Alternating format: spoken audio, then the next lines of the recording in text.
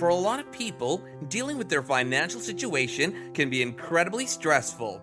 Because of the potential for disagreement surrounding this matter, many individuals, rather than taking responsibility for the management of their financial resources, choose to completely avoid the subject and instead concentrate only on the processes of acquiring and spending money. Humans can be divided into two types: those who are successful at growing their money and those who are unsuccessful at doing so. If you're new to this channel, click the subscribe button down below for more wonderful and life-changing information like this video. I'm about to show you in which I'll explain 7 common financial blunders that you absolutely must steer clear of at all times. The truth is that it's a lot more difficult to keep money than it is to make it. People who become wealthy by succession or by winning a jackpot or other unexpected means often misuse it away in a relatively short period of time. This isn't an unusual occurrence. The famous boxer Mike Tyson is a perfect example of somebody who earned a crazy amount of money but ended up losing it all. Despite earning over $300 million in his career, in 2003 he went bankrupt and was disclosed to be in more than $20 million worth of debt. It goes without saying that people make errors with their finances, and these errors have the potential to ruin their financial situation. No matter how much money you bring in, the following are 7 blunders that you just cannot afford to do. Number 1, believing and spending on those get-rich-quick schemes without any research. Following a cash grab is a surefire way to get yourself into problems, just as the old proverb says that quick money brings swift troubles. Investing in a plan that promises to make you rich quickly is one of the riskiest things you could do to your money. Pyramid schemes, Ponzi schemes, and instantaneous money-making opportunities are examples of the types of schemes that fall under the category of get-rich-quick. These scams are all designed to make the person who devised the scheme wealthy by taking the money that you've worked so hard to obtain. If you're investigating new business projects and come across ones that offer huge profits for a relatively low level of risk, you should proceed with caution. Take into consideration the following example. If it takes 20 years to achieve $200 in a career and a new business says that you can make that kind of money annually, then you should proceed with caution. Number 2, saving instead of investing and not investing wisely. Because of the effects that inflation has on the economy, the purchasing power of money that has been sitting dormant in a bank account for an extended length of time will gradually decrease as a result of the effects of inflation. But on the other side, the potential of funds invested in a responsible manner grows as time passes. That's a suitable way to conclude it.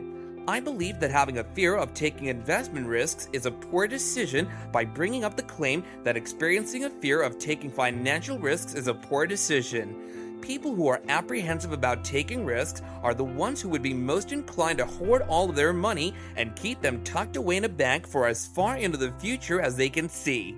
The only monies that should be held in a bank account are those that are required to support day-to-day expenses and those that have been set aside specifically for use in the event of an unforeseen need. In a word, you shouldn't merely save money for the purpose of saving money. Rather than that, you might as well save funds in order to spend it. If you have the intention of saving money but don't have a precise plan in place, you'll end up spending that money on items that are not advantageous to your objective. For example, if you keep money in the account, you'll be confronted with the opportunity to spend it on items that are not essential to your life, and you'll likely give in to the want for things. Now, the question arises, how to invest wisely? When deciding how to put their money to work, a lot of individuals listen to the advice of their loved ones and close friends, or they go with their gut feeling that the value of well-known stocks will only continue to climb. Real estate is one form of asset that almost everyone appears to be interested in acquiring in the present day and age.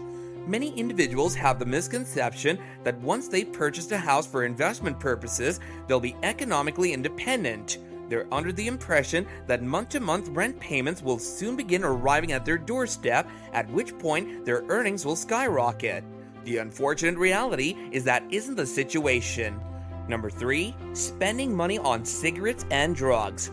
While using a few drugs in college may have been entertaining and appeared innocuous at the time, the truth is that continued usage may be destructive to your health and your finances.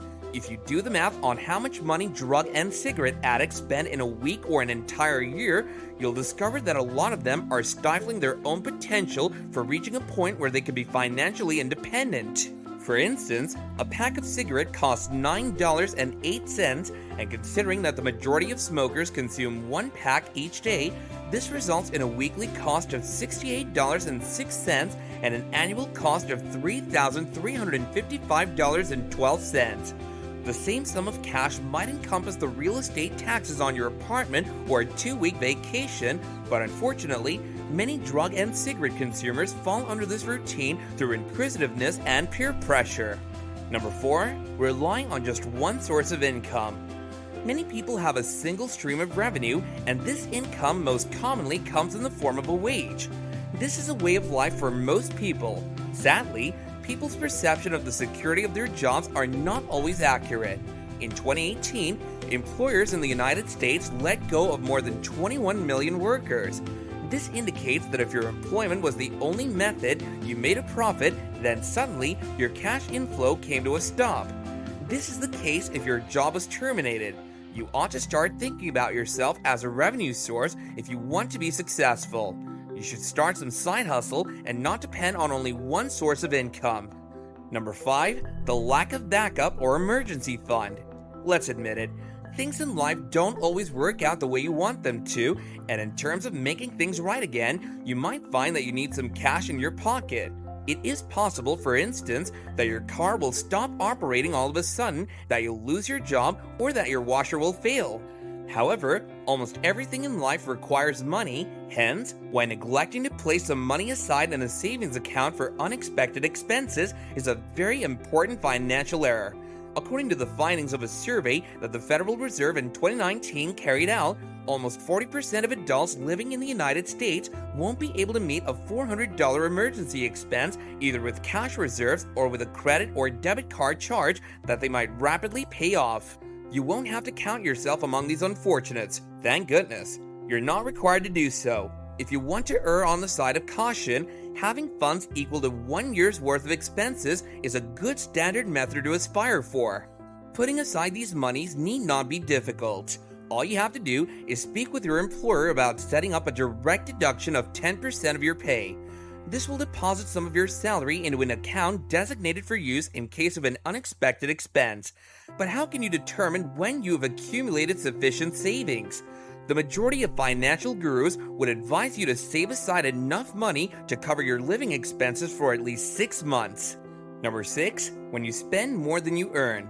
While it may be tempting to spend your money on things like a new car, a house, and a first-class ticket when you're just out of college, the reality is that you'll end up living paycheck to paycheck if your income doesn't cover these expenditures.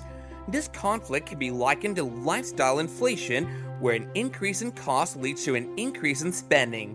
When your income rises, you shouldn't feel compelled to spend more money. Instead, you should use that extra money to increase your wealth through investments and the acquisition of assets. The most common reason people go beyond their means is to impress others. They spend because their self-esteem is low, and without these material goods, they feel worthless and inferior. People spend tremendous sums of money in an attempt to give off the impression that they're wealthy when in reality, they're not. An internet entrepreneur, for instance, who was told that he would never establish a huge business might purchase an expensive car when he makes his first major sale in an attempt to validate his detractors wrong, again falling into the trap of attempting to impress other people. This way of captivating other people is a never-ending stairway. At every stage of life, there'll be people looking to take advantage of opportunities. One more factor that contributes to people overspending is the proliferation of social media. Number 7, not taking financial risks and being scared of them. As the proverb goes, no risk, no gain. And if you want to be successful financially, you have to be willing to take some chances. However, you need to make sure that the risks you incur are worth it. Nevertheless, your money will never increase, making the normal interest rate of 0.9% that a savings bank account provides. Investing your money in a managed fund, for example, is a riskier investment than leaving your money into savings. Alternatively, investment in an equity fund, which tracks the overall fluctuations of the stock exchange, has typically resulted in superior returns over the course of history. Start making a habit of taking little risks and try to come out of your comfort zone slowly and gradually, and this is what wealthy and successful people actually do. Thanks a lot for watching, guys. If you want to increase the pace of becoming wealthy or successful, then hit the subscribe button right now.